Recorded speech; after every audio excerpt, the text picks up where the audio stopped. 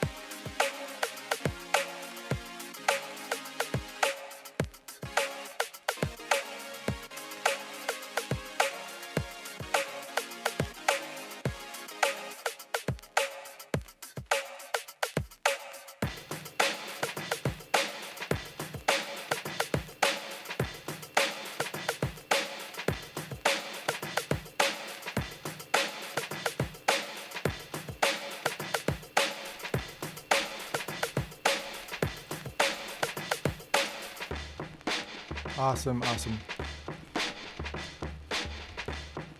Ananda, I see you there. Thanks for joining. Thanks for joining us, everyone. I am going to give it a little bit more time for people to start here.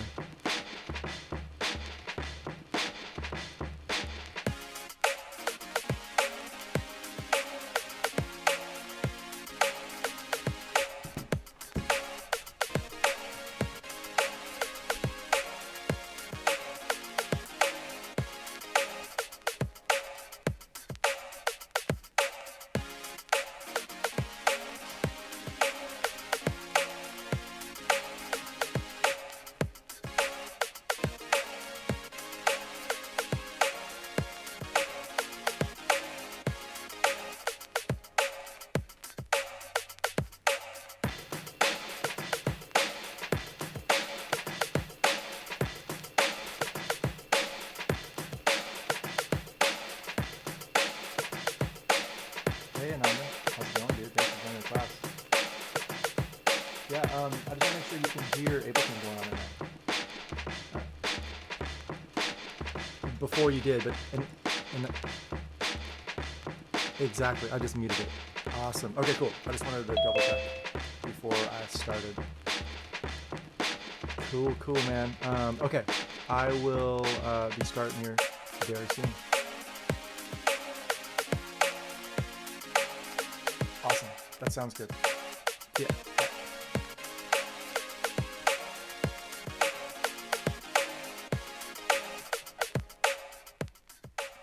Hey, Alex. How's it going, man? It's going good. Cool. There's something, for some reason I couldn't join. Did you just start the presentation?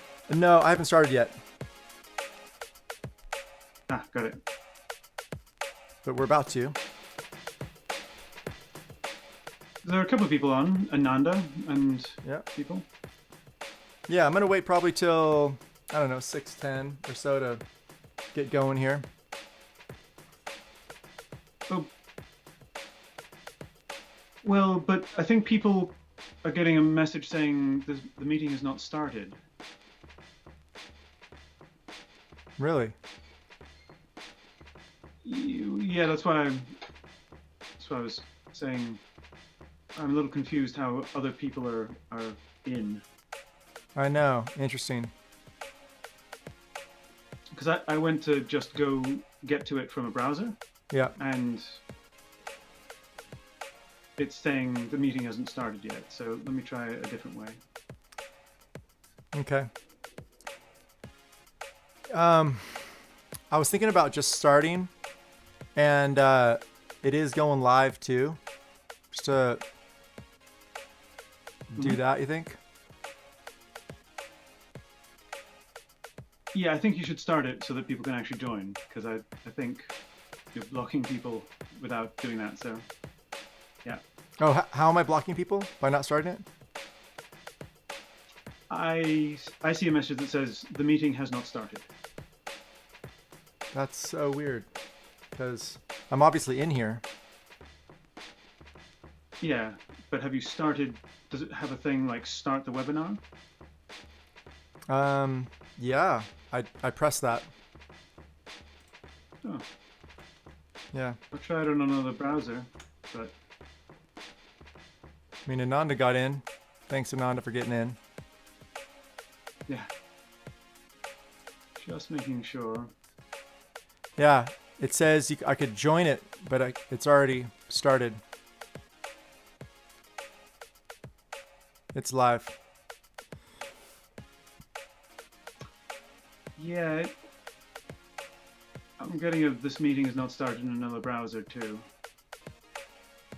Yeah, and Ananda said, yeah, no problem getting in.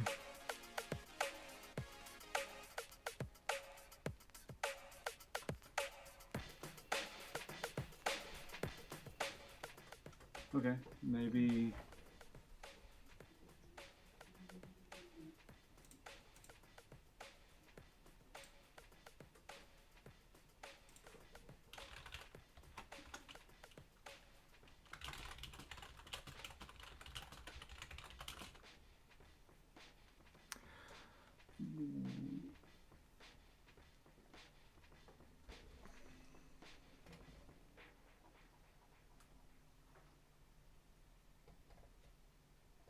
Turning off music.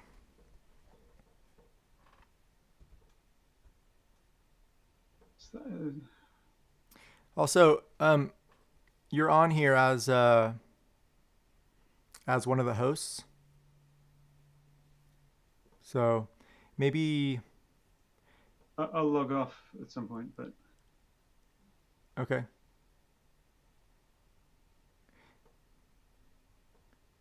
Why don't I start doing the webinar for people who are here, and yep.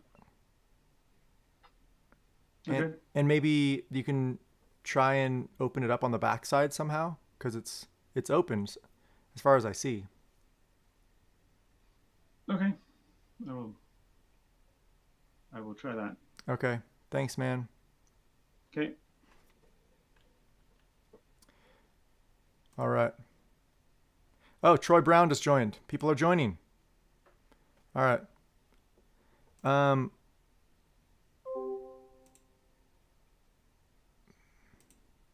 Hello, Troy Brown. Anand Devon.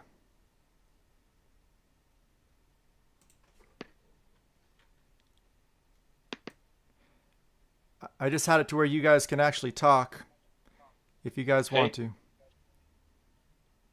Hey.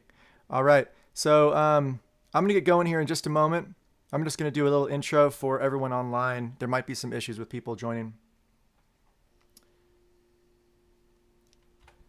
All right. So welcome to Ableton Live intro. I'm also going to get pretty in depth here around just how deep you can go with the program. If you have questions, I am happy to answer them via the chat that we already have open on the side of the Zoom. And for everyone that hasn't actually joined the Zoom webinar, you're welcome to join at any point just by clicking and following the links that we have available on our different social media. Some of you guys might be totally brand new, so I'm going to start from scratch, and then first like 10, 15 minutes cover the basics, and then go through some intermediate and advanced parts of it. And obviously the people in the class, I'm happy to tailor it to you if you guys ask specific questions around what's going on. So I'm going to open up my live window, and I want to make sure you guys see this here. All right, so it looks like you guys can see that.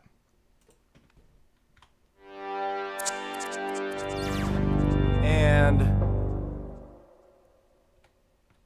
all right. So what we have here is session. It's in session view. There's session view and arrangement view in Ableton. And one of the things that a lot of people don't get over in this program is how complicated it looks and how small very important buttons are. And one of the things that we want to do is kind of break down the basics of shortcut codes and the ease of workflow so that you can really get into some nice production of your music. Right here, what I have open here is just a session where I have some automation going on, where it's actually telling scenes to go to the next scene after a certain amount of measures.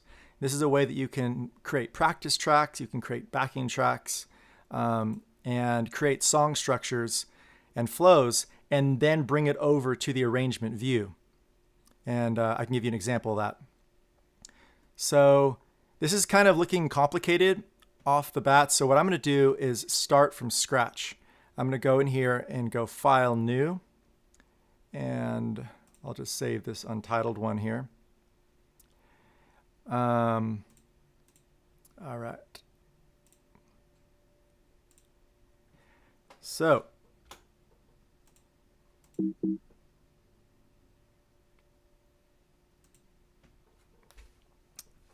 this is going to save here just a moment. I think the biggest part of this is knowing your shortcut codes, and everyone inside this class, I'm happy to give you a shortcut code list at the very end.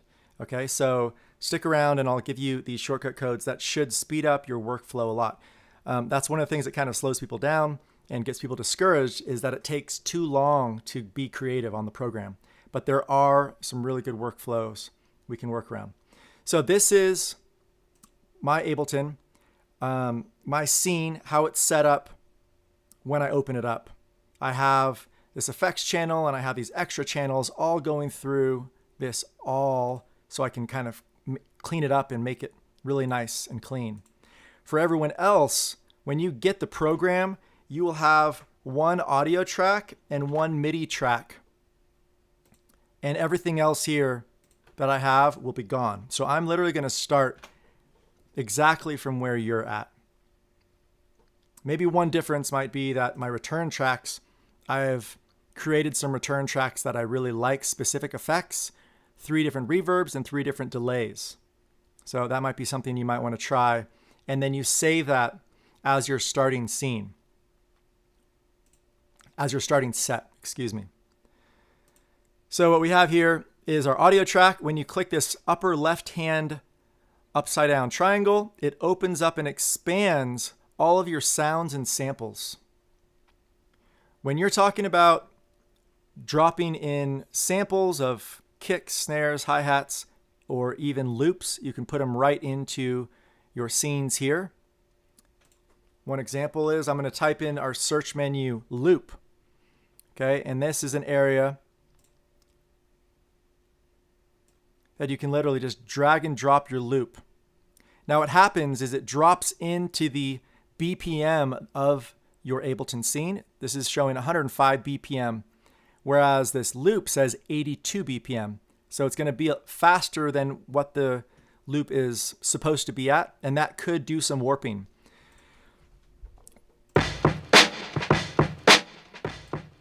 All right, let me know if you guys can't hear that. If so, we're going to have to do a little testing.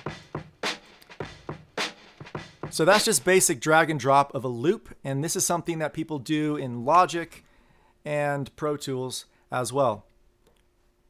One thing that I feel is a step above for Ableton Live and what they're able to do is create your own effects racks, create your own drum racks, and your own sounds.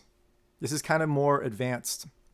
So, but that's where we're going to go today, is we're going to go in and be able to create your own drum racks, maybe even sample your own instrument and bring that into Simpler and be able to play it on a piano.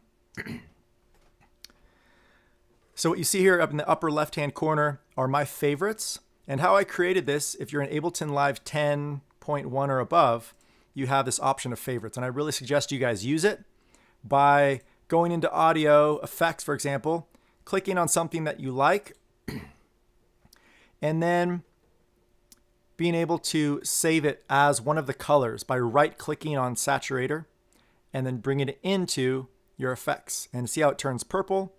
And I've named this effects here. I also have different instruments, and my drums that I like are in the red.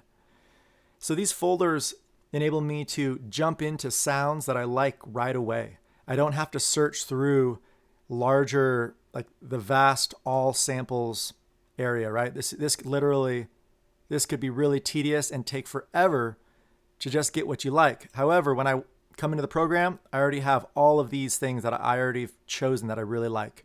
I also have specific instrument racks that I've made that I really like. Here's one. It's there's a mother drum, there's a gourd hit, and also a hi-hat with some bells and wood chime. Okay, so let me know if I'm going too fast or if any questions come up. I'm going to just delete that again.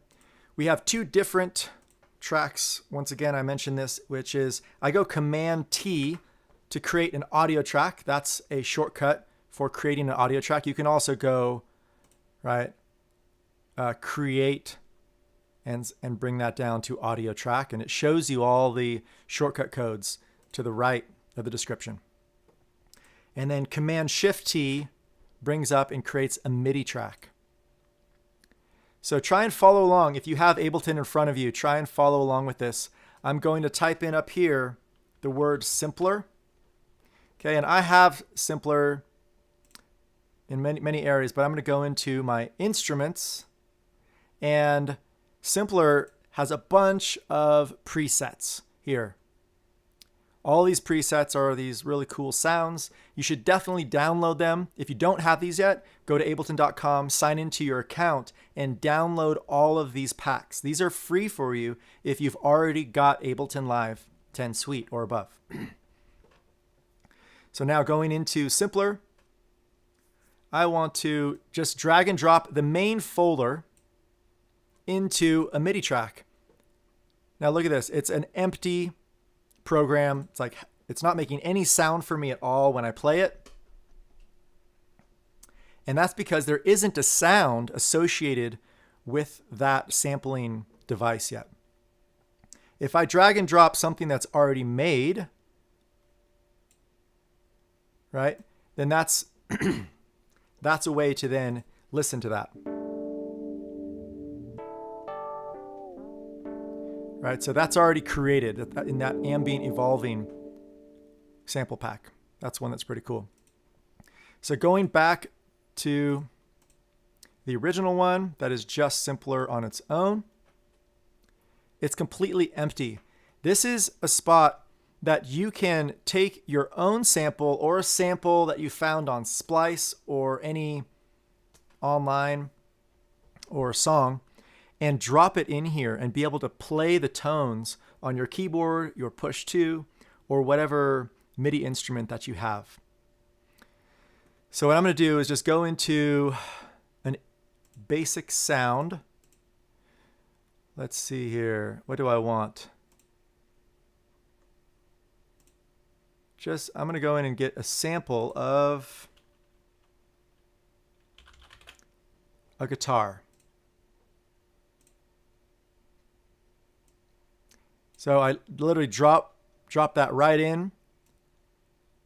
You have your volume control, you have your sustain, your decay time. Now these are all sets within the classic mode. There's one-shot mode and there's slice. So in slice mode, it actually slices this up across your keyboard. If you have a keyboard in front of you, it will actually allow you to play any piece of that, right, at any point. All these instruments will be a little more, it'll be difficult for you if you don't have a MIDI device that's running Ableton for you. I really suggest that a simple one is the Akai MPK Mini, just as a basic, probably about $100 or so. You can probably get it used for even less than $100. I personally use the Push 2, which is made by Ableton, and that's what I'm doing for this class today. So here we go. Here's the one shot. And the one shot version I use a lot because when you play it, it actually plays the entire sample.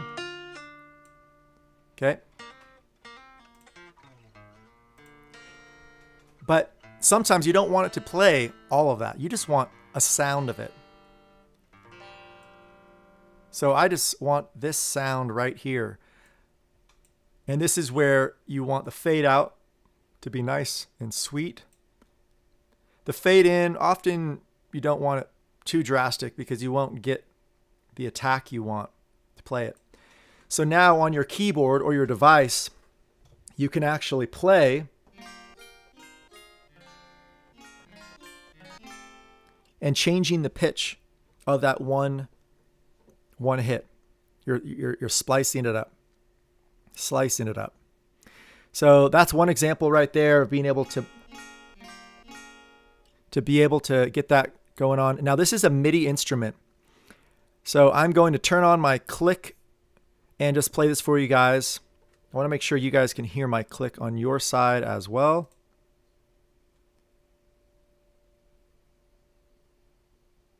All right, you should be able to hear the click.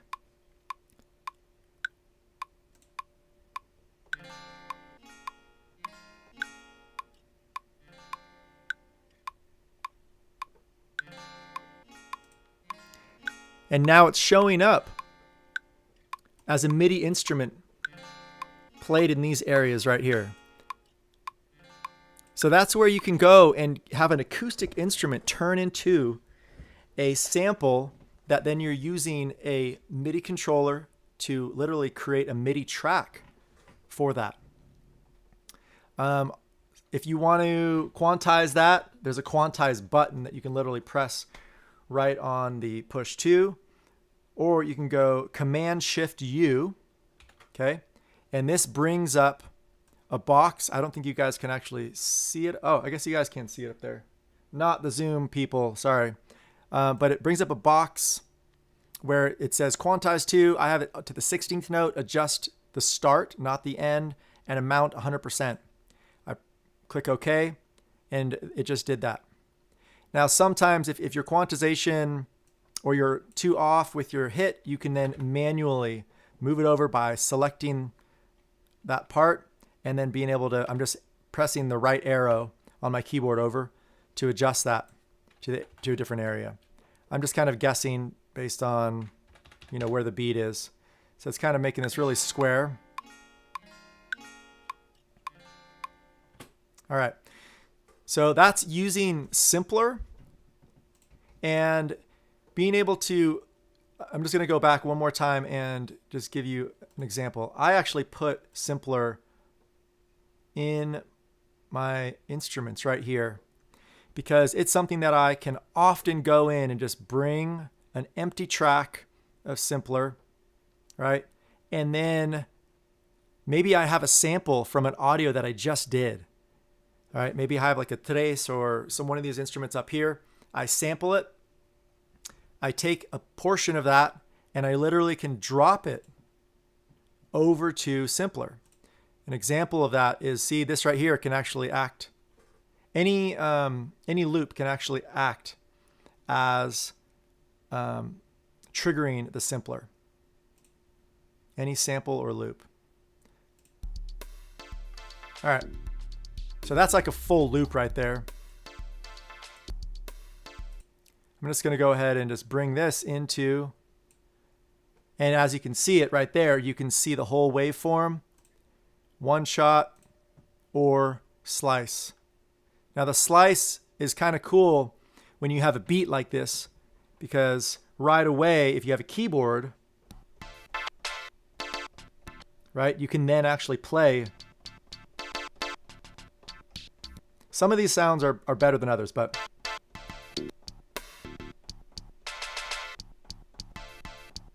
right, so I'm playing it on either a keyboard or the push 2.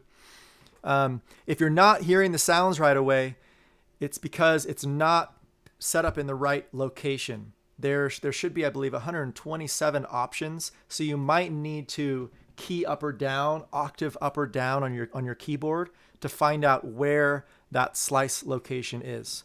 Okay, so that's one kind of troubleshooting spot for you.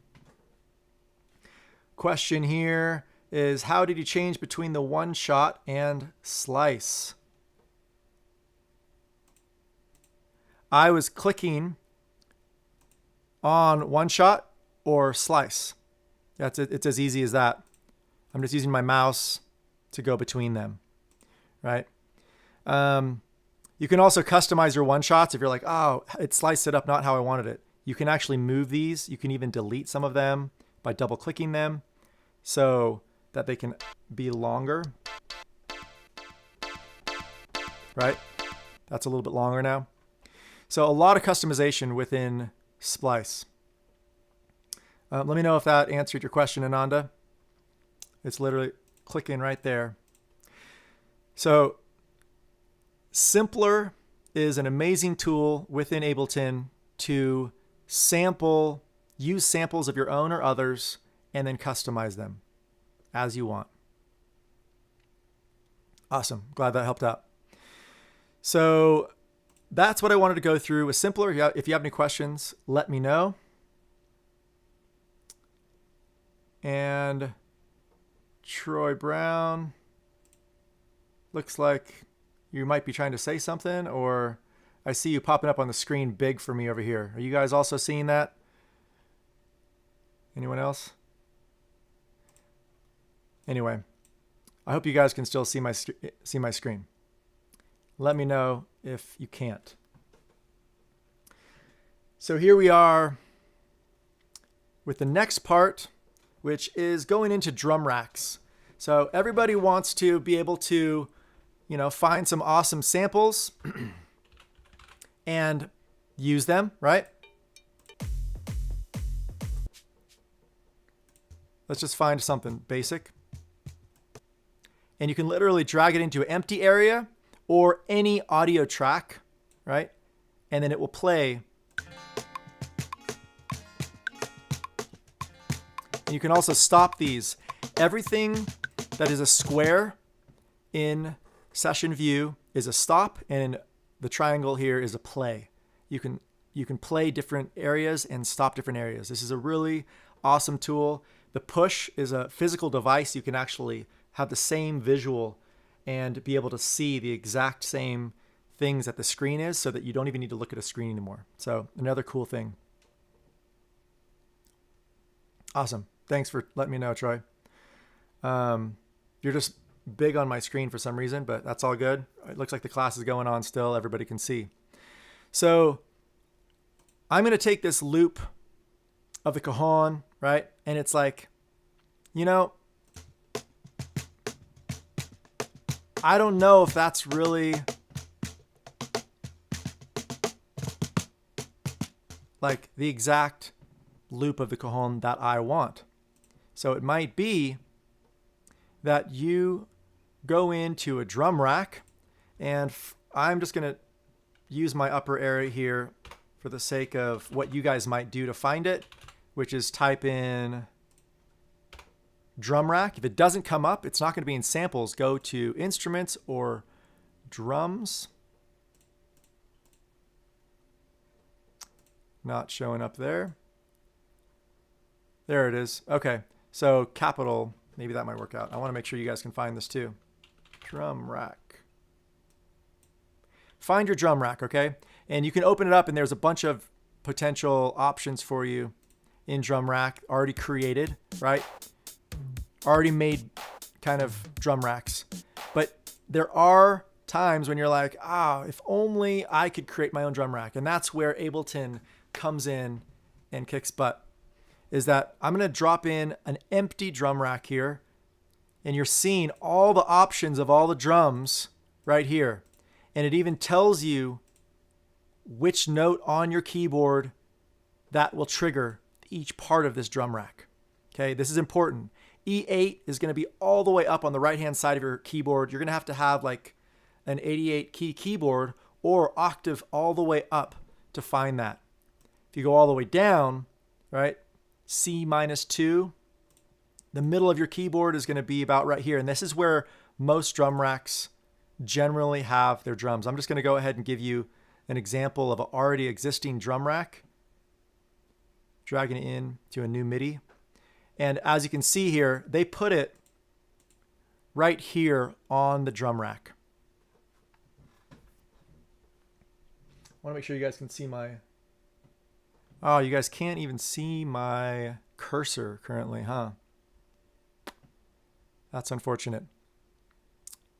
I'm going to, for all you people on the Zoom, I'm going to share this a different way. So bear with me here. I'm going to go ahead and share my screen. Screen 2. Share. All right. So you guys see a little bit more now, but you should be able to see my cursor. So this will actually help you what I'm doing with my cursor. That's where that question came up of like, how do you switch from one to the other? Well, my cursor was moving. You guys didn't see it. Sorry about that. All right, so I'm in the drum rack now, and I'm showing you guys this area of where this 707 Cannibals kit has put all of their hits. Okay, so if you were playing this, it's a little bit loud coming in. I could bring that back on my master and the exact track. These are volumes, individual volumes, and your master track right here is for all of your different tracks. Right? It obviously says master there. All right, so that's a little bit better volume. So that's an example of a pre-existing kit. Now I'm going to go into the drum rack, and I'm going to create my own drum rack. Okay, so I'm going to go into maybe just all results, and I really want to have a specific kick sound.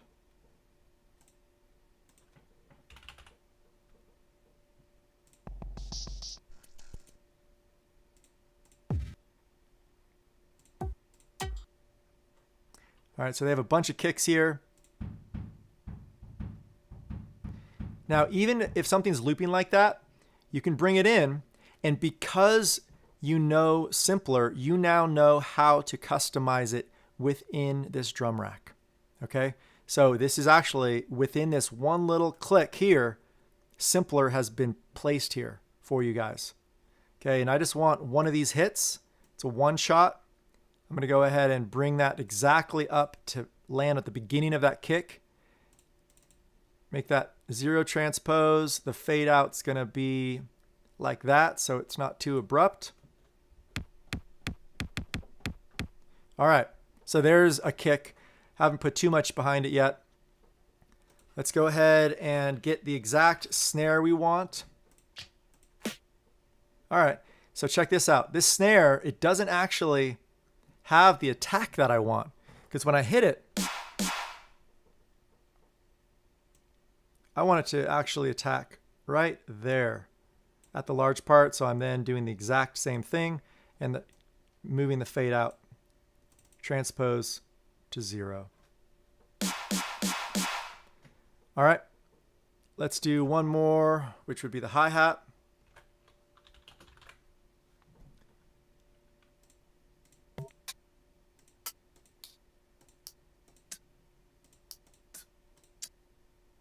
All right, that could work.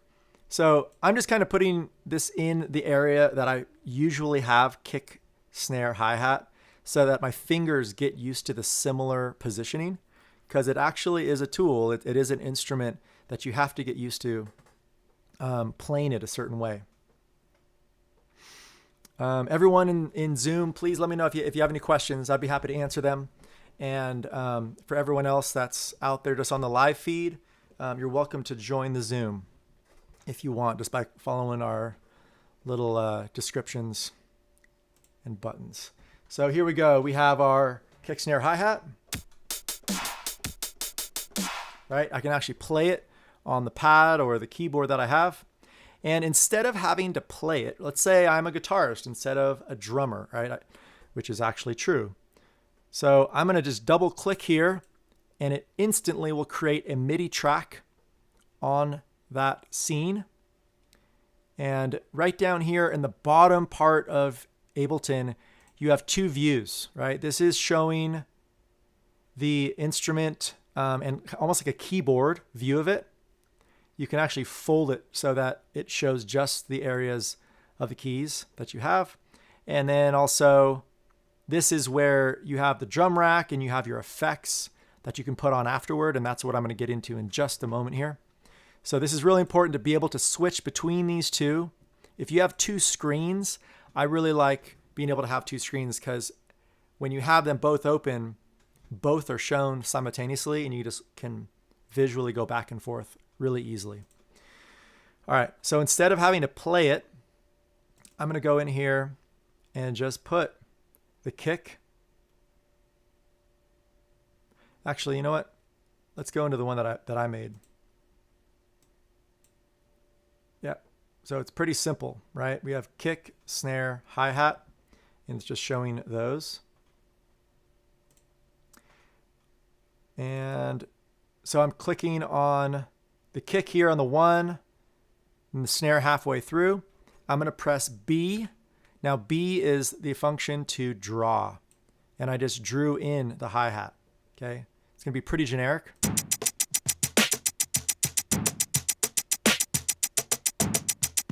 All right, pretty generic, and that hi-hat sound I really don't like, but this is actually where you can get in here and customize the sound to be exactly what you want.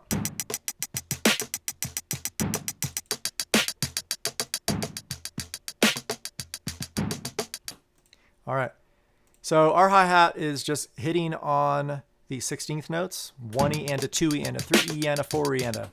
It's just one measure. Now that's a pretty basic beat.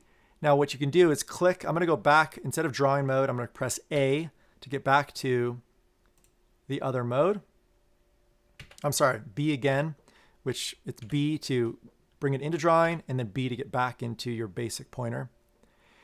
And what I want to do is click on this area above. This is showing your area of what your loop is doing, okay? And what you can do is go Command D, right? And it doubles up your loop. If you're on push, there's literally a button here it says double loop, and that's what it does. If you press it again, it'll double it again. Now this is where you can kind of get into some customizations of the beat. You know, double kick there, maybe down there.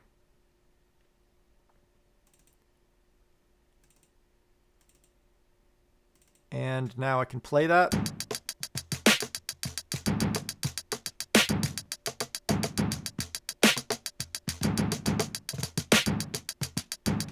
All right, so I still have this cajon in here, which is the sample that's already created, and then this is the one that I'm actually creating from scratch. You can press solo on the one that you're working on. All right, the S right here creates the solo function. Above this, these are all mute, or muting a track, grays it out, or bringing it to the yellow allows it to be on. Little things like this could really hold you up if you don't know these functions. Muting solo, for example. So I'm going to go ahead and solo this one just because I'm working on it. And let's say this hi-hat, I just really don't like the hi-hat, honestly. I do like that hi-hat. There's a lot of options there.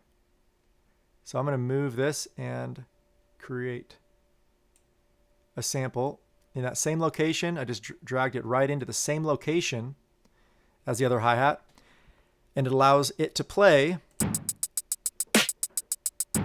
what's there.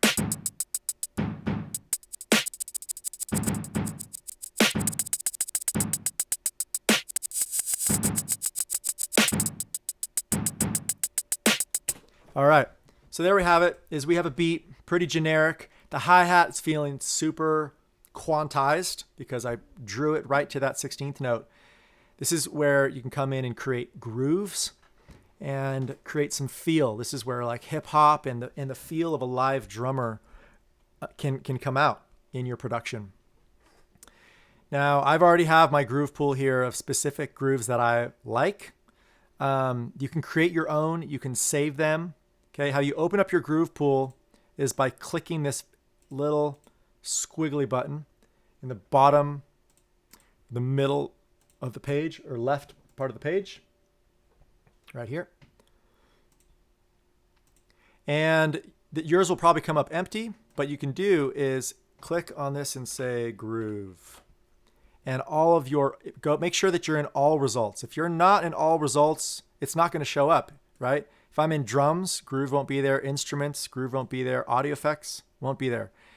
Anytime that you type something up here, this is when the all results pops up. It won't be there otherwise. Okay, so don't be confused if you don't see all results, because that all results is only shown when you have something typed up above here. Okay, so here I am. I'm in my groove patterns, and these are just some options of grooves.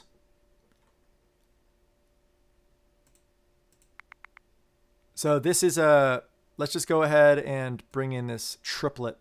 So 16T often means triplet, and it's saying 100%. Now, what you do here is once you bring it down into this groove pool area, it doesn't actually go to your track yet. You're going to have to actually go in and go to your cajon or go to the drum rack that you just created and bring it in. So now it says none. Click on this area right here and click on 16T, quantize. Now, don't press commit yet, because commit will actually move those little MIDI parts around to actually show you what it did, which is a kind of a cool trick. Might as well just show you right now. So that just triplified my track I just did. I'm going to press Command Z to get out of that. So I haven't committed to it, the 16T triplet quantize, but I want to hear it. So here we are.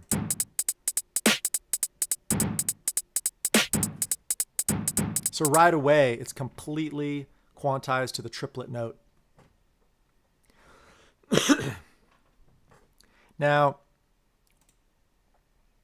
what you want to do here is, if you like it, you can commit it, but you can also customize it. You can change it up to where sometimes the timing is a little bit looser or tighter.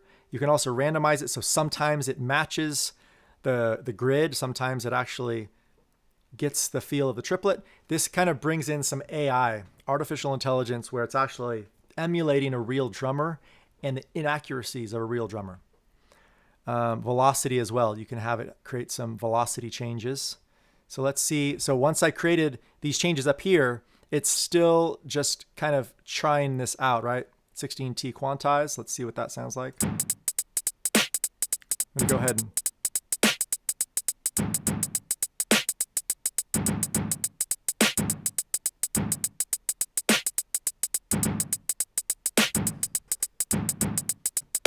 all right, so it's sounding kind of like a cool hip hop.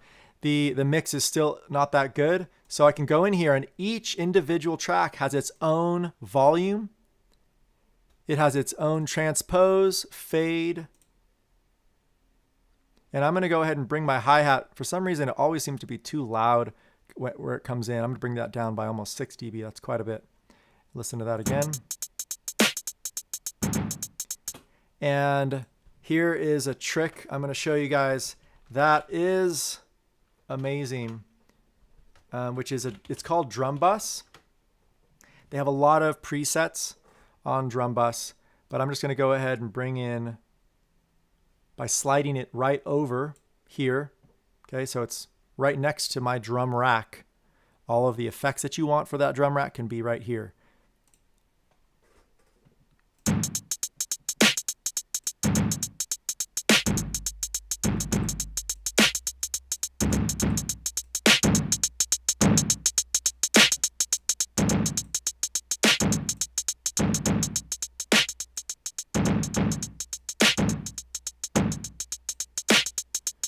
So you can mess around with a lot of different details here. If you don't have big speakers, you can't hear too much change. My headphone isn't really helping me too much right now with that.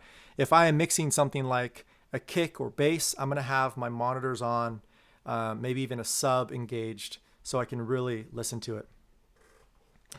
Question from you, Ananda. I don't see the clip notes or envelope windows. How do I get them to come up?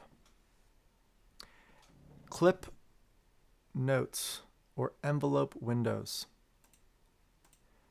Are you talking about on the drum rack specifically?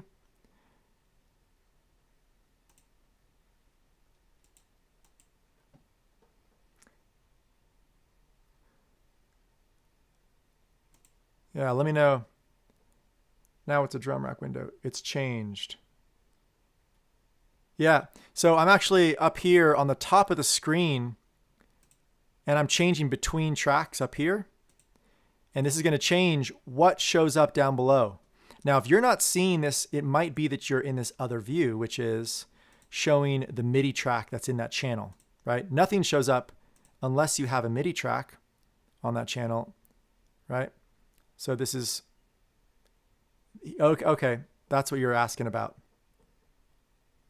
So the clip notes and envelopes, you weren't seeing this. And how you get to this view is by down here in the bottom right-hand corner, switching between views. Now, it won't show up. Like if I'm on a track like this, it's not going to show up with anything because I don't have anything on this track. It's an audio track. If I go to the drum rack, I've created a track already and it's going to show up in the notes, envelopes, and clips section. So you have to make sure that you double click and create. I mean, I can literally copy this one and paste it over, right? And now when I click on the 707 track in the notes and envelopes, it pops up. Let me know if that helps out. All right. So we are back into the drum rack. And I just added this drum bus. What the drum bus does is when you have some really good speakers, hopefully that you're mixing with, you can add more boom at specific frequencies, right? That lower 50 to 60, 75 hertz, that big rumble that you might like out of the kick. You can really bring that out. You can also crunch it, which is almost sounding like it comes through an amp. And it's as easy as just dropping this drum bus on and then messing around with these different features here. I'm not going to go too deep into it today because I personally am not listening to the low end because I have these earbuds in. What else can we go through today? Let me know if there's other questions that pop up. All right, here's a question. I don't get the windows to the left. It just has the sound wave one. Probably too specific right now. No, it's all right. Yeah, so the question coming in is that this window isn't popping up for you. It's just a sound wave. And actually that might be because you might be on a audio track instead of a MIDI drum rack track. So if you create a MIDI drum rack track, hopefully you followed that feature. If you haven't yet, create a MIDI track, open up a drum rack, either create your own drum rack or create one that's already in, draw out and pencil in your kick, snare, hi-hat, and it will pop up in this view, right? And going back and forth again on these two views down here, right? Showing the notes and envelopes. This is showing your drum rack and your effects. If I'm on a track that is, let's say, this is an audio track, right? It says nothing's here yet, but if I want to bring in something like a drum bus, this is actually a cool effect to bring into a cajon. I can drop that into my audio effects and just start layering things on. In my area of effects here, this is where I've customized some specific effects that I personally like a lot. I have an EQ. Wait, that's not the one. That's a cool effect, by the way. If you don't have the Will Marshall effect, I can give that to you. Just email me. Really good DJ effect that I can demo at the end of this course. So here's my EQ that I've customized. Really basic. It comes in completely clean, but what I have is my 1 is dropping out here, so I can customize that easily, and my 8 is up here. I actually like having my 4 also to be in this mode. So you can then customize your sounds from there. I'm going to go ahead and solo the cajon track now by clicking the S here and show you guys some features with EQ and the drum bus that I have on. I sometimes have a compressor on as well. So I'm going to go into audio effects and just find my compressor by itself. I like going in and just making a clean compressor. There's obviously a bunch of drop downs of presets, and it's great to learn from those, but I do like coming in pretty clean and then changing my threshold to what I like and my attack and ratio to what I like.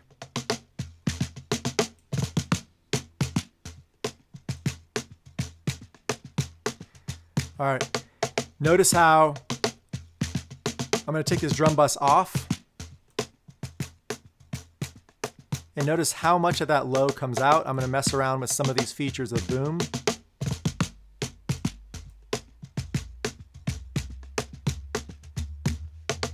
You can literally hear the low frequencies. So this effect, you can actually tune your low drum to the sound that you want. It might purposely be out of tune, or you might purposely tune it to the root note of your song.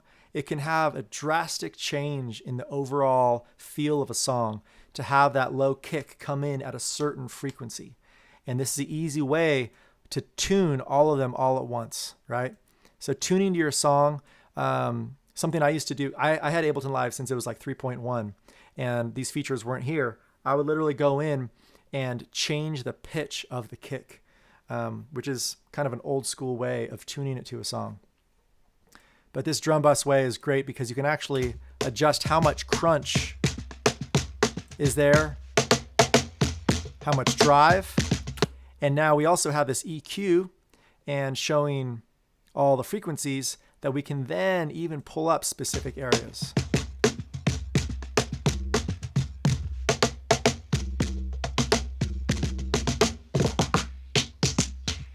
Right? So often down here, not too many people can even hear that, or speakers can even handle that. So sometimes that's just rolled off to leave some space, and then you kind of find the areas you like. Now in EQ, your Q is really important. Okay, what Q stands for, it actually doesn't really stand for anything. It's just this area right here that is showing how wide or how thin each of these are. Now you have to make sure you're on the right one. Okay, so I'm on number 3 here. So go to number 3 in your EQ8. If you're not on EQ8 and following along, try and get to EQ8 specifically. And this is my favorite EQ. EQ, the smaller 3 and the 4 EQ, it's not as precise and amazing as EQ8. It gives you the options of doing literally anything. You can do some filter sweeps, automations right within EQ8. And it's called EQ8 because it has all these 8 options up front. So here I'm on EQ3, and I'm going to bring my Q up in number and see how tight it got and wide. Okay, a common mistake is people have their Q points too wide. So when they put something on, it's really generically just bringing stuff up. But what you can do is find a happy medium, right? So maybe kind of start like there, and you start with the up. Notice how you're hearing that change.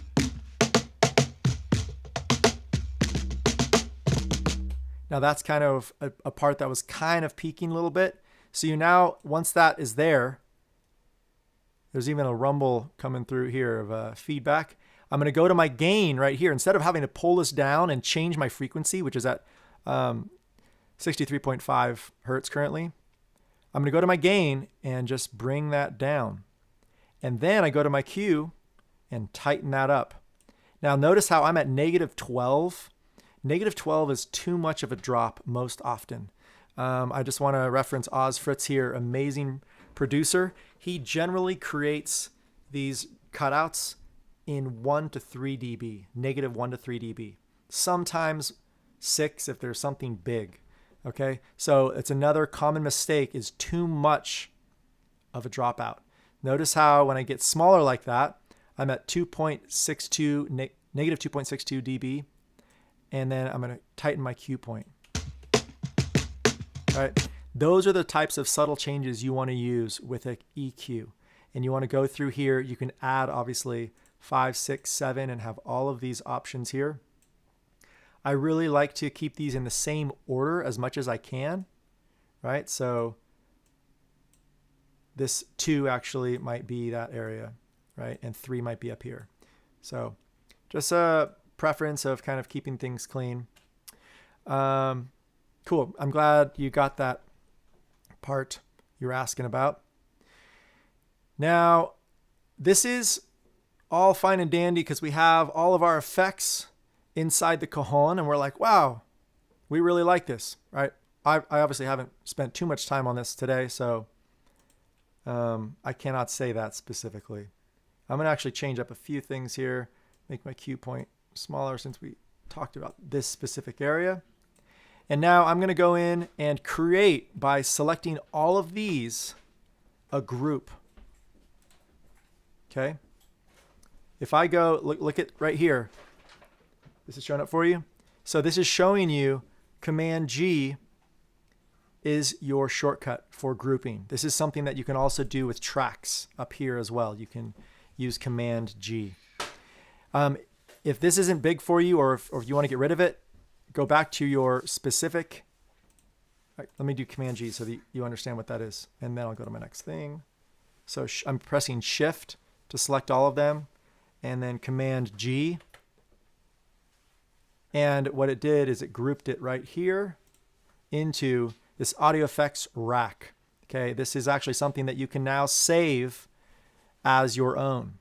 audio effects rack, and I'll say Ableton demo 11, 22, 20, right? And then from that location, you now can go right click and put that effects right into your favorites. Okay, so organization up here, super important to be able to get through and do the things you want effectively. So that's the effects rack. Now I was talking about just getting this big or small, right? If you can actually move these around just by going through and clicking on the corners, right? And customizing your screen to be whatever you want, right? I like to have it to where I can read all of this and then close that up, right? Clean it up. And then I do like having my EQ nice and big. So when I'm watching this spectral analyzer, that we can really see which frequencies we're dealing with here. Okay. And if you want to close that up again, here is our EQ, and I would just click this arrow to hide that. And here it is, just smaller down here, more contained. There's a lot of really cool functionality features like that. Another example in session view is being able to go and just get rid of all of your sends and returns. So right here on the right-hand side are all these little functions. These are the return tracks, right? You can hide those. You can also hide all of your sends, which is this S function right here. It opens up the screen to see more of the session view. All of your different ins and outs, right? Once you have that set, you can kind of hide that if you're doing a live show. And then this is actually your volumes, your mutes, your solos. You can even hide that too. Okay. And then your track delay, which actually that could just be off most often. This is, I'm going to go into settings really quick here and just show you guys that track delay is a way to be able to make things align even when you're using a lot of VSTs and plugins. And in preferences, there's a lot of things that you guys should customize here to make sure that the latency is working for you. All right. If you guys hear baby sounds in the background, that's because there's a baby in the background. And we got to sample that. All right. So going into our file folder, it says save current set as folder. I often do this when I'll delete everything here that I've done, make it really clean, go in here and press save. If you do this when you're not ready, you're just going to make kind of something that you come back to that you don't like. But this is a great opportunity for you to set up a scene where, let's say you're a guitarist, a vocalist, and you want to have drum and bass, drum rack, and a MIDI device already set up, ready to go with your favorite instruments. You can put them into channels, and right away you can then get back to it, right? By saving the current set as default. So I really encourage you guys to do that. And that's why when I open up this untitled brand new and I go to return, my returns will look different than yours because I've set up my reverbs and my delays this specific way. So this will save you time instead of having to, come in and do a bunch of typing and setting up of your scene. It's like every time you have your workflow figured out. Let me know if you have any other questions. I'm going to probably go for another 10 minutes here. And then just take questions and maybe you guys do a little demo for you guys. But like I said, people that are on the Zoom, this is really for you guys to ask questions specifically. So really love your questions, Ananda. All right. So here we are back into our drum. We have our cajon and we have our drum rack. And I was talking about grouping. Okay, these are both drums, the cajon and the drum rack. I'm going to slide this over, right? I highlighted something and I slid it over just by dragging it and then dropping it here. Now I'm selecting both of them. I'm selecting one and then the other by pressing shift, right? So they change colors. They're both selected. And I'm going to go Command G as they're selected. And name this group. It says 6 group now. I'm going to go Command R, and this is going to be drums. Notice how it's all capital, all. Every time I have a group track, I always do capitals. It really makes it clean and easy and functional. So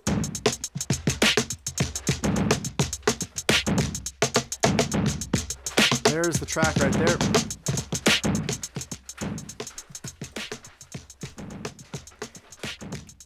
They have a little bit different feel going on, and that's because I swung this one and I didn't do anything with this cajon track. So this is one that actually we can just try out here and say, let's try and do the same groove quantization. And notice how they start matching up. This is where your groove can really help out.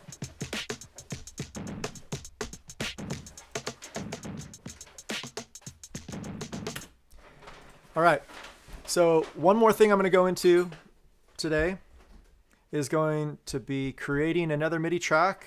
Command-Shift-T is a shortcut. Actually, this is actually our other drums. You can literally slide it in to join it to this group, right? So now all of our drums are there. I can then expand it or decrease it by this function right here, clicking this on and off. And I'm going to decrease that so it's just cleaned up. And this MIDI track is for bass. So I'm going to go in and look at this. I have my bass on here, my favorites, drag and drop it into the new MIDI track that I've created. Now this is something you can obviously play your bass on your MIDI instrument. But what we're going to do today is purposely go ahead and take this drum part and copy it to our bass here. This is where the folding function, the fold that my arrow's on, really helps out. I'm going to click this and it just makes it really visible, right? When it's not on, it just shows all my keys, right? And it's pretty small. So I'm going to fold that up. You're now seeing the notes that I have, and I specifically don't want the bass just to hit all these top notes. So I'm going to go B function. The B can also erase. I'm erasing all the hi-hat that I just copied over to my bass. And now we're left with just these 2 notes. We'll notice how it's on a C and a D. It's kind of random. That's where the MIDI notes were on the drums. And now it copies it exactly over. So what I want to do is customize these notes to be the exact notes and key that I want. Now when I'm moving this around up and down, you can't really see what note it is. So you have to actually look down below and it shows you pitch in the bottom left-hand corner. And just in the notes section, you can see that changing. D, D sharp 1, E, E, F, F sharp 1, etc. So let's say we want a song in D. So this is going to be our D. Let's have this D each time. Now this note here is pretty short. Sometimes on the bass, you want to extend out. What I'm doing to extend this note out is pressing the Shift button and clicking the right arrow. Okay, and that allows you, let's just try and play this for a second so you guys can hear it. Right, so there it is. So you can kind of hear that longer note now. And let's go ahead and something else we can do is just bring this up to the 5. So D, E, F, G, A. That would be our A. And there it is. And then back to D1, extending out by Shift arrow to the right.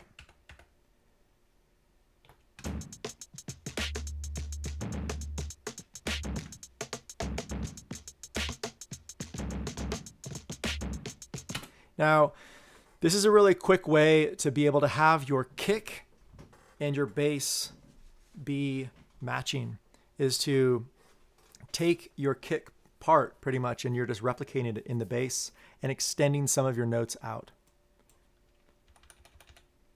So I'm going to go back up and have it hit the 5 on that hit. I'm also going to make sure that, let's see, an octave here hits as well. So there's that D above.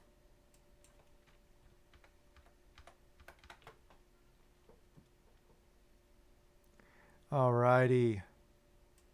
So here we go, extending out some notes to the end. And I want some variation. You can also press Shift in the up function and it literally goes up an octave every time. So these are shortcut codes that can really save you time when you're painting your parts out. So let's go ahead and go to that 5. So A back down to D. And D.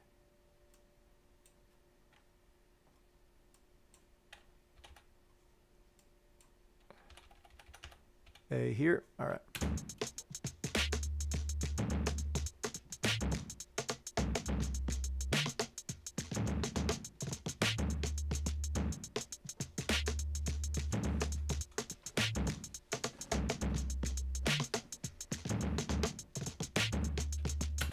All right.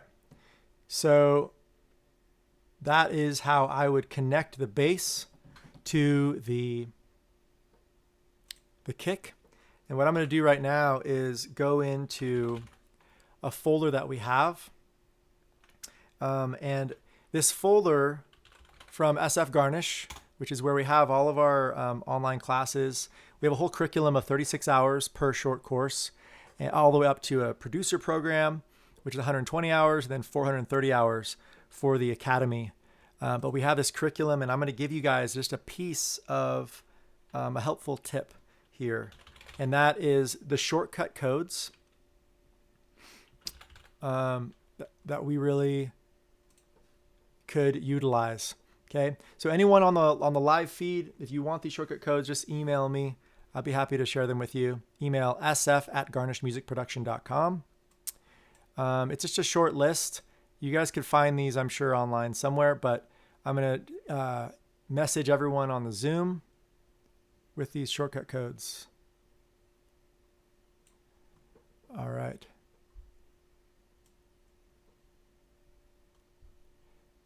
So this is a Ableton key command list. All right. Let me know if you guys get this on the Zoom call. And like I said, I'm happy to email this to anyone else as well, because we're just trying to help people out here creating your electronic music production, or if you're an acoustic instrumentalist and want to learn Ableton in your own mixing and mastering, you can do that. We believe in you. And we help people at SF Garnish Music Production. So I'm going to be wrapping up here pretty soon. If you guys have any questions for me, please let me know. Like I said before, to all panelists. Okay, yeah, I did send this to all panelists and attendees in the Zoom. So the Ableton key commands list is there for you guys. There's a lot in this program, and it can be overwhelming. And what we can help you do is just kind of take it step by step. And this is a little bit of a crash course right here to kind of show you how in depth you can go. But you can start creating sounds really quick. On my master channel, I often don't put this effect on my master channel, but this is just an example of how you can use the effects called the Will Marshall that I've customized myself a little bit to do some cool features with what you create. It has beat master, which is a beat cut up feature. I'll just kind of demonstrate this for you guys. Bring this volume down so I can still talk over it a little bit.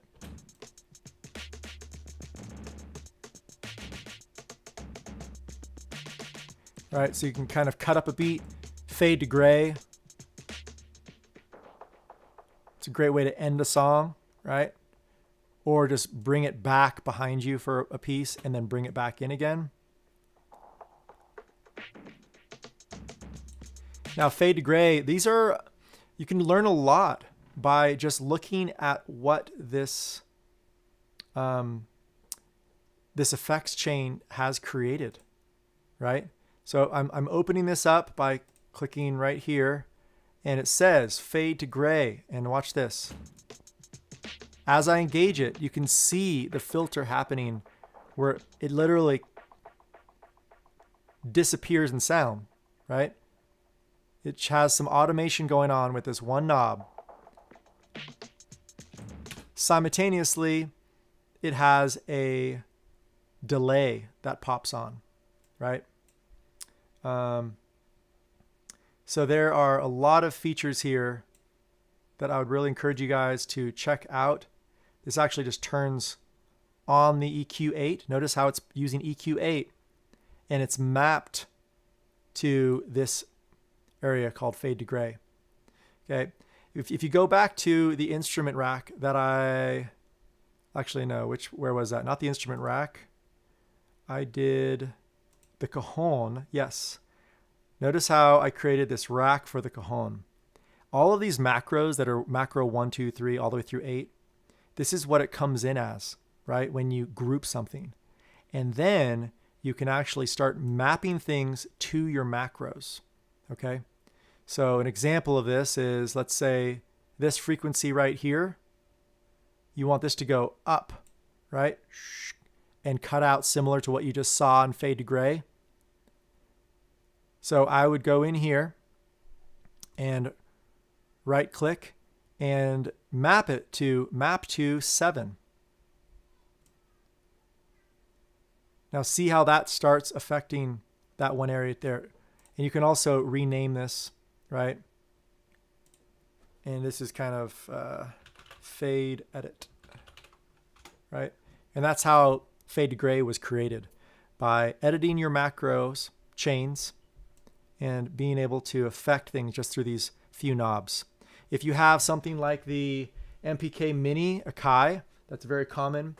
It has 8 knobs. And you're like, man, I wish it had more knobs. I believe you can do all of it with those 8 knobs because there's functions to go through different pages, right? And page 1 could be this macro here, and one knob could actually do 5 different things, right? And that's where you can really get savvy with your production, whether it be for a live show or it be for your home studio, is really trying to get down to how quick can you create the beats and the sounds that inspire you to continue doing music.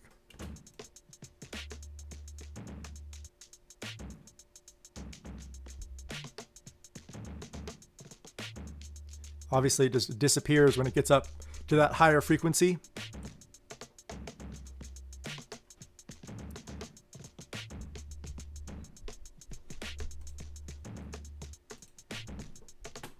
Awesome. So a few things to take away from today is try out Drum Bus. It's free in the Ableton 10 and above.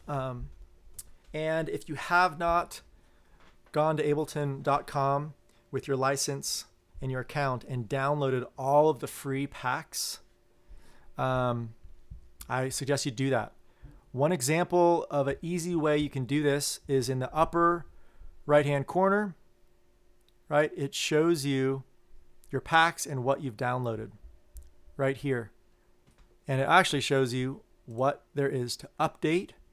This is allowing you, if you're logged in to ableton.com, right, that it will allow you just to update right there. And there's 13 more available packs that I have not installed yet, right? It shows you what's installed and what's not installed. So once again, you don't even really need to go through and download it from ableton.com the old school way. You can literally go into your places and packs, and it will automatically connect to the area as long as you're online, and install it for you into your main folder. Now these packs, once they come in, they will go into this area above, and you'll have access to all of these cool things. As you can see, some of these areas I have red, and that shows that I have it in my favorites. I really encourage you to create your favorites folder and create your workflow so that when you jump into Ableton, it's not just learning and programming every time. Try and create it to where a few times a day or a week you have specifically for the creative process. And how you can get there is doing a little bit of the preset, right?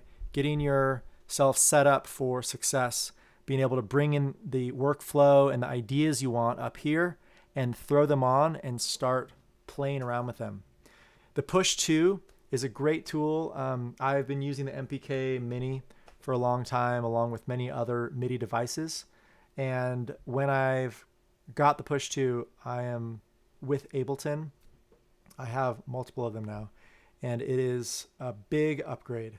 So if you do get into Ableton and sound design with this specific instrument, digital audio workstation, I really encourage you to try out the Push 2. And if you want to come to our studio sometime and just try it out for free at our studio, please contact us. One of the things you can do is we are practicing physical distancing and mask wearing there, so we are playing it pretty safe. Contact us and we'll have you come in and try out the Push 2, totally free. The Tuesdays, we have an open house at 5, and at 6 to 9, we have beer and beats. We're not sure how long it's going to be going on in person because the COVID cases are higher right now. But we are still currently doing Tuesdays from 6 to 9 on Zoom and in person. So please join us if you can. And yeah, that's kind of how much I wanted to do. I skimmed over a lot of stuff because there's just so much to cover. I guess another thing that I like to share is that anytime that you're in a pack, it actually shows you what it is over here, the connection kit. You can learn more about it by clicking these areas here. And if you're slowed down with what the names of certain things are and what shortcut codes you know or don't know, you're still learning that. In the bottom right-hand corner, you can click this arrow right here. You can turn this on, and anywhere I go over, it tells me what that is, and if there's a shortcut code to what that is, right? So check this out. I'm on the macro, and it literally describes it. Any number of parameters from this Rax device can be addressed by a single macro control. Enable the map mode button to create mappings, right? So that's what we did with this fade edit right here to show. And there it is. So if you're, within a year of getting Ableton, I really would just keep this bottom area open at all times and just look down here every once in a while. If you're confused about something, just drag your mouse over it and it should tell you something valuable to know. Yeah, so there we are with this demonstration. There are some tracks you can check out that I just released with Cello Joe. One's called Gongalore, and it's all done in Ableton during the quarantine. And there's parts where we're dropping ping pong balls, which is a natural bounce and speeding up, and then bringing that into something like simpler and being able to play that device. So I hope you guys can get creative in those ways with Ableton, simpler, and your drum racks specifically. I didn't really get into using arrangement view. I was mostly in session view today. But if you press tab, right, you get into arrangement view, and this is where you can start recording. I have a count in right here, 2 bars. And whatever's playing, it's going to start recording those tracks. So when you start messing around and bringing tracks in and out,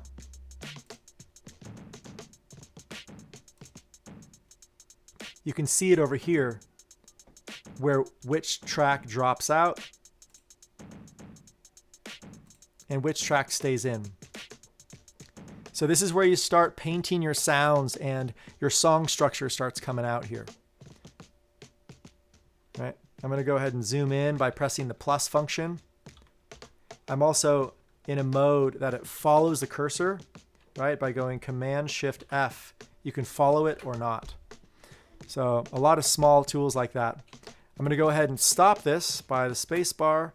And if I try and play this now, it's grayed out and it's actually playing whatever's happening on session view. That's why it's grayed out. So I stopped all by this area right here in session view.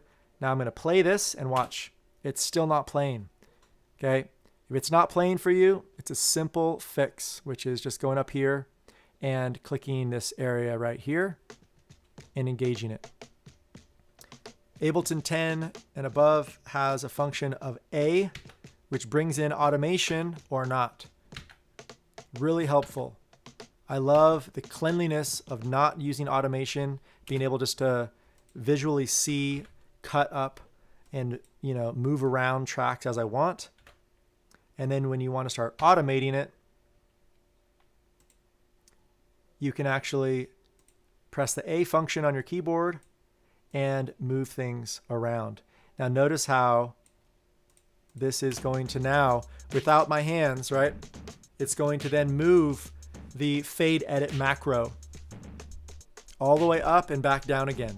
This is the automation in arrangement view. This is what you're going to want to do on your final mixing, potentially, and your mastering, really. So there it is, 7:25. We were going to stop around 7:30. Any questions that pop up, let me know. I'm going to stop sharing my screen here, unless I need to share it again. I'll do that. But cool.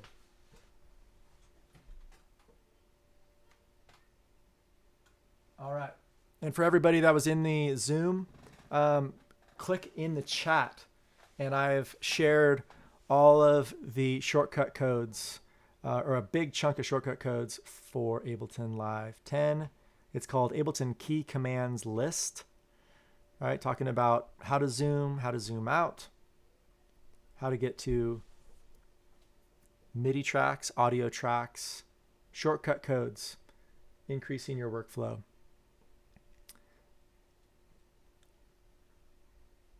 Cool. I'm going to go ahead and just bring in a track of something that I've already created. You guys can kind of see the workflow of a song. I'm not going to save that. So I'm just going to go out with the track here. Hope you guys enjoyed yourself. My name is Justin Anchetta from SF Garnish Music Production, and I'm here as one of many teachers at SF Garnish that teach online and in-person classes. We have 18 36-hour, 120-hour, and 430-hour programs. The short courses last about 6 to 12 weeks, generally speaking 3 to 6 hours a week, so it gives you some time to kind of figure out the details in between. And I'm going to take it out with a track here called We Believe. Super rough new track featuring some stuff that has been done acoustically and some stuff that has been done in Ableton Live using the tools that we just did. All the drums actually were done through samples other than the bongo. So there's an example of how much you can do, and the feel too, right? We're talking about the groove changing. We use that. Here we go. When the world is in your face and troubles all around it, you've been struggling to pick yourself back up off the ground. If you've been trying to make that change, and the challenges have you questioning your faith, and the weight you carry is too heavy of a load. Can't see the light at the end of the tunnel. I say, we believe in you. We believe in you.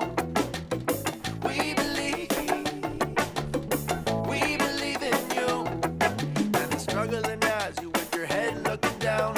Feels like you don't know nobody in this town, and it seems like no one has got your back. Like the scale is set and the chips are stacked in the wrong direction on the wrong side of the track. Thinking that you're sinking and you cannot look back. I say, we believe in you. We believe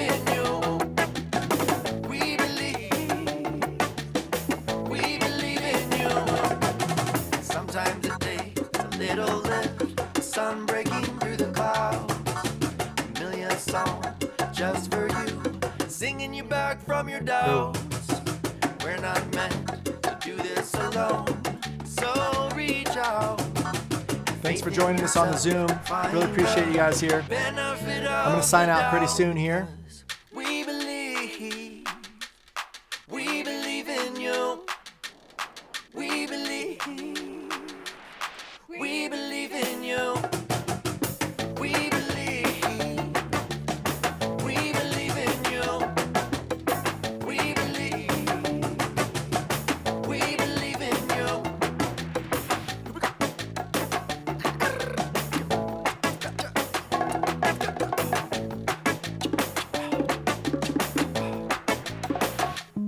When you're about to give up and seem you can't find a friend, remember little goodwill is right around the bend. Lift your head, shift your gaze, allow perspective. This operator function right here is pretty cool. Ways to go, my friend, and say, we believe in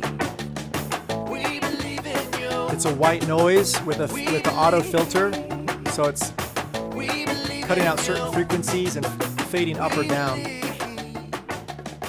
We believe in you. We believe.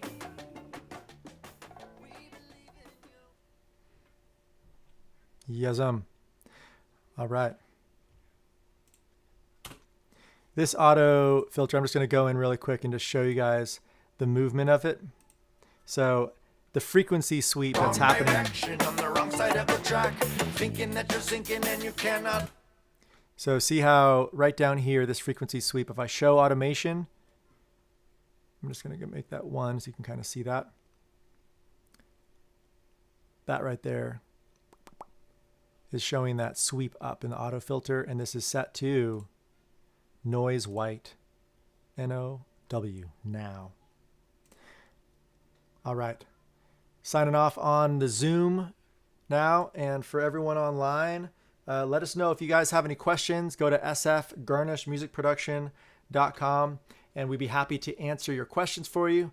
Thank you, Troy, Ananda, John, and all the others that joined on the Zoom. And yeah, be in touch, sf.garnishmusicproduction.com, and we will be happy to help you with your production. We also do Logic, Pro Tools, mixing and mastering, and sound design.